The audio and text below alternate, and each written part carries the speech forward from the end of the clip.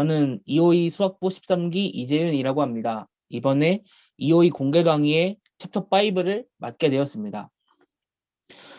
먼저 컨텐츠 목차가 있는데요. 이런 6개의 목차를 다루게 될 것 같습니다. 맨 처음으로는 이제 이계도 함수가 무엇인지 알아볼 것입니다. 이계도 함수라는 것은 이제 도함수를 미분한 함수입니다. 표현은 이런 식으로 표현이 되고요. 이 이계도 함수라는 게 뭘 나타내냐면 도함수가 함수의 변화를 나타냈다면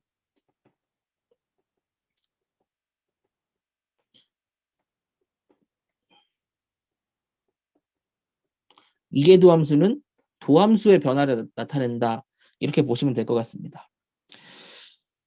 이제 이계도 함수를 배우면서 좀 특징적인 것을 살펴볼 것인데 먼저 이렇게 컨케이비티 하면은 오목함을 말하는 거고 이런 식으로 위로 볼록 아래로 볼록 이런 것을 표현할 수 있습니다.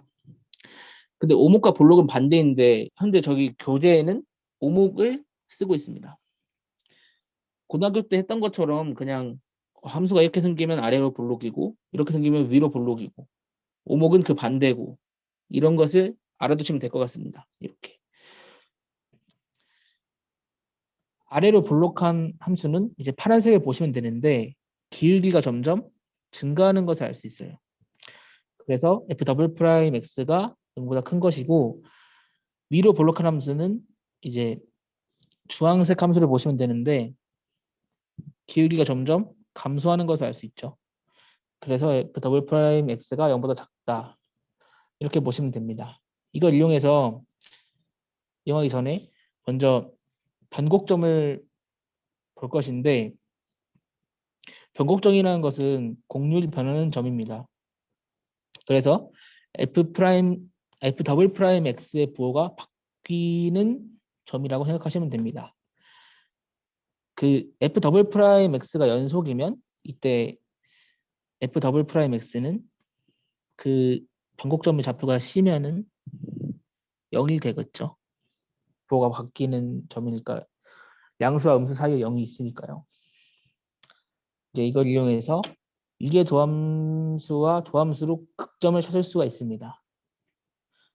먼저 도함수가 0인 그런 C인 점을 살펴보면 이렇게 그 세 가지로 나눠볼 수 있는데요. 첫 번째는 이제 이계 도함수가 0보다 작은, 즉 위로 볼록한 함수고 그런 위로 볼록한 부분에서 도함수의 값이 0이면 이런 식으로 극대값을 가지는 걸 알 수 있어요. 반대의 경우인 아래로 볼록한 이런 부분에서는 이제 극소값을 가지는 걸 알 수 있고 둘 다 0인 부분에서는 아까 말했듯이 뭔가 이계점수가 연속이면 변곡점을 가지면서 그냥 극대도 극소도 아닌 그렇게 될 수도 있는 겁니다. 이 두 개의 부분을 좀 극점 찾는데 사용한다고 보시면 됩니다. 이제 이걸 이용해서 도형의 면적이나 최적을 구할 수 있는데요.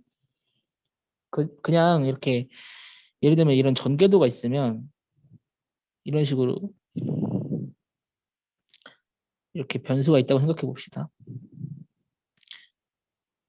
그러면 이 길이가 12-x고 이 길이가 12-x인데 이 전개도를 이 직육면체로 바꿔보면 이런 식으로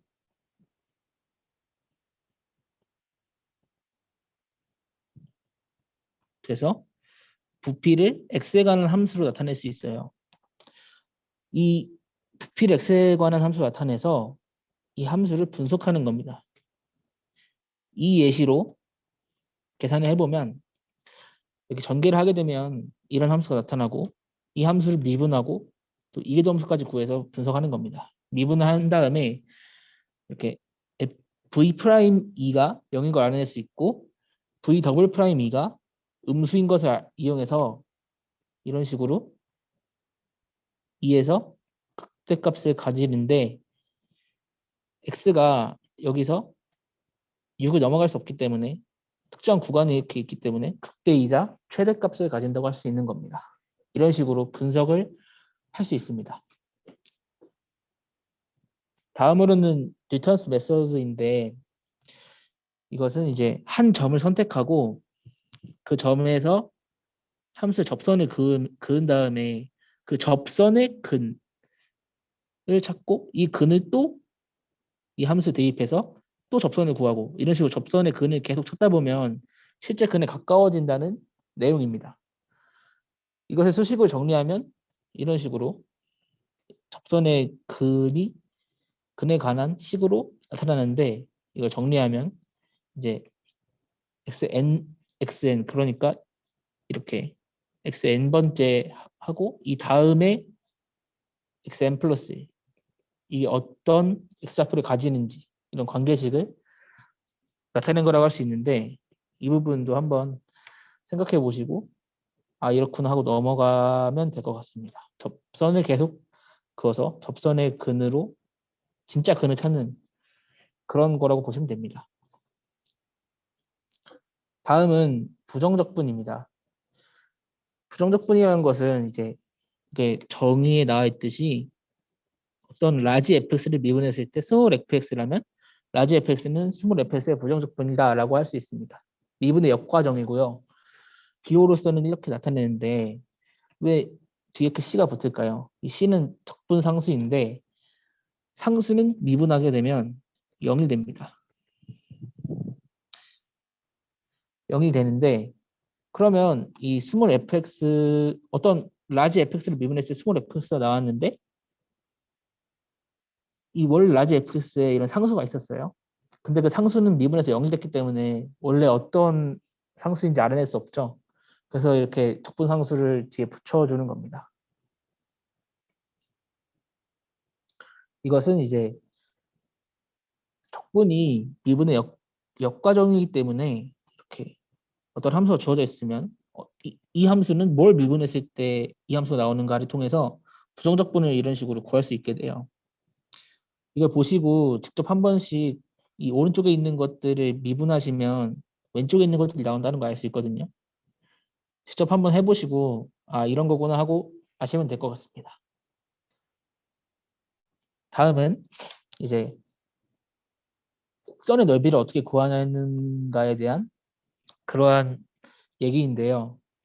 구간을 나눠서 직사각형의 넓이를 구한 다음에 그 넓이를 합치면 곡선의 넓이에 점점 가까워질 것이다 라는 것이 이것의 핵심입니다. 이 그림을 보시면 처음에 두 개로 나눴고 그 다음에 네 개로 나눴죠. 두 개로 나눴을 때보다 더 이렇게 오차 범위가 줄어든 걸 보실 수 있어요. 이만큼 원래 오차 범위가 더 컸었는데 줄었죠. 더 나누면 더 줄 것이고 점점 줄여가면서 이렇게 곡선의 넓이를 구한다 라고 생각하시면 될 것 같습니다. 그래서 이걸 통해서 이제 변이도 구할 수 있다라는 것인데 사실 이 부분도 보시면 이렇게 V라는 그래프가 있으면 이 넓이들을 다 합치면 변이가 되는 것을 알 수 있는데 이걸 이제 물리학 시간에도 이런 식으로 구할 수 있고 이거 사실 n을 무한히 많이 만들어서 그 다 더하면 이제 다음에 배울 적분이 되는데 그것을 위한 것이라고 보시면 됩니다. 일단 정적분을 정의할 것인데 사실 챕터 6에 정의할 거긴 하지만 그것을 하기 위해서는 이제 시그마라는 개념을 꼭 알아야 합니다. 이 시그마라는 개념은 보시면 알 수 있는데요. 이렇게 이런 A라는 수열이 있으면 이 K에 1부터 N까지 한 칸 한 칸씩 넣으면 한 칸 한 칸씩 넣으면서 이렇게 더하기로 연결해 준 것이 시그마입니다. 크게 어렵지 않으니까 한번 보시면 아 그렇구나 하고 바로 이해하실 수 있을 거예요. 이건 시그마의 성질인데 이제 아무래도 시그마가 더하기로 연결되어 있다 보니까 이런 식으로 지금 이렇게 묶여 있는 건데 이런 식으로 더하기 빼기로 풀어나는 것은 자유롭고 상수배도 자유롭고 이거 마지막은 그냥 이제 이런 식으로 상수배 자유롭기 때문에 k는 1부터 n까지 더하면 이게 1이 n개 있는 거니까 n이죠. cn이 된다. 뭐 이런 내용입니다. 이 부분도 그냥 자연스럽게 받아들일 수 있을 것 같아요. 이것은 이제 1부터 자연수, 자연수의 제곱, 자연수의 세제곱을 더했을 때 어떤 식으로 나오느냐에 대해서 공식으로 나와 있는 거예요. 이 증명은 안 할 건데 이것만 보시면 이건 그냥 첫 번째 것만 보시면 첫 번째 거는 등차수열의 합으로 증명을 할 수 있어요. 네. 보시면 이제 네. 근데 여기서 유의해야 될 점이 1부터 더해야 된다는 거예요. 이것만 유의하시고 그냥 어, 외우시는 게 가장 맞다고 봅니다. 그렇게 어렵지 않으니까 외우시면 될 것 같습니다. 다음은 리만 합입니다. 리만 합은 이제 곡선인데 함수의 넓이를 구하기 위해서 필요한 개념이에요. 일단 함수가 예를 들면 이런 식으로 있다고 생각해 봅시다. 그러면 넓이를 구할 때 이렇게 구간 AB를 지정할 거예요. 근데 이 구간 AB를 지정하는데 아까 말했듯이 직사각형의 넓이의 합으로 구하면 점점 곡선의 넓이에 가까워진다고 했잖아요. 그래서 여기 n개의 구간이 생기도록 n-1개의 지점을 설정합니다. 그냥 n개의 구간을 만든다고 생각하시면 돼요. x0부터 xn까지 이렇게 n개의 구간이 생기겠죠.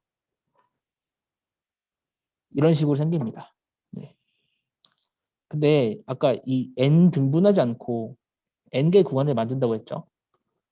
그래서 이렇게 길이가 다를 수 있는데 이 기호가 이제 norm partition p인데 가장 큰 델타 xk.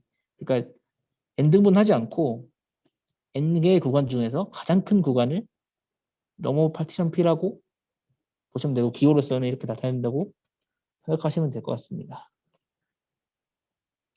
중요한 것은 사실 여기서 이제 각 구간에 맞는 ck를 의미로 이제 설정한다는 것이 가장 중요해요.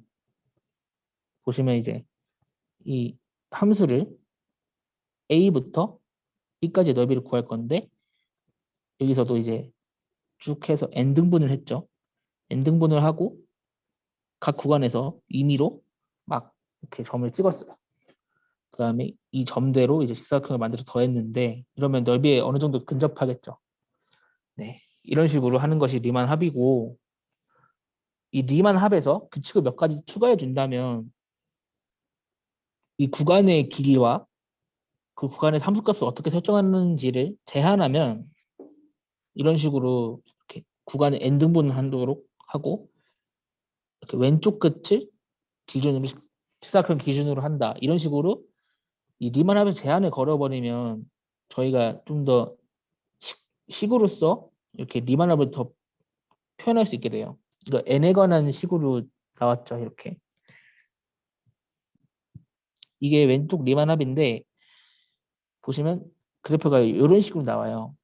지금 이건 n이 4일 때겠죠? 4등분을 했으니까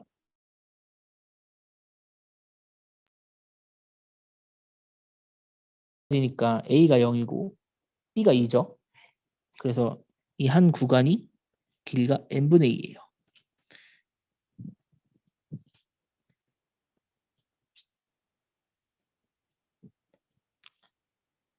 그래서 보시면 알 수 있는데 이제 이게 지금 0인 거고 이만큼이 저 오른쪽 여기 이 그래프를 기준으로 n분의 2인 거고 이만큼도 n분의 2인 거잖아요. 0부터 n-1까지 더한다라고 했으니까 이게 0이면 첫 번째 것은 0이 되겠죠. f0. 그래서 이렇게 직사각형이 안 만들어진 것이고 k가 1일 때는 이제 여기 함수값 그 다음 이런 식으로 만들어지는데 제한을 달리 하면은 이제 오른쪽 끝을 기준으로도 이렇게 만들 수 있는 거고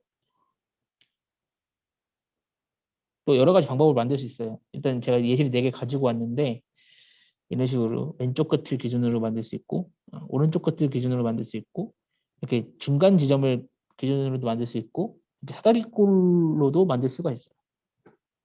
네, 이런 식으로 제한을 달리하면 넓이를 이제 여러 방식으로 표현할 수 있다. 이런 게 리만 합의라고 생각하시면 될 것 같습니다. 네, 수고 많으셨습니다. 감사합니다.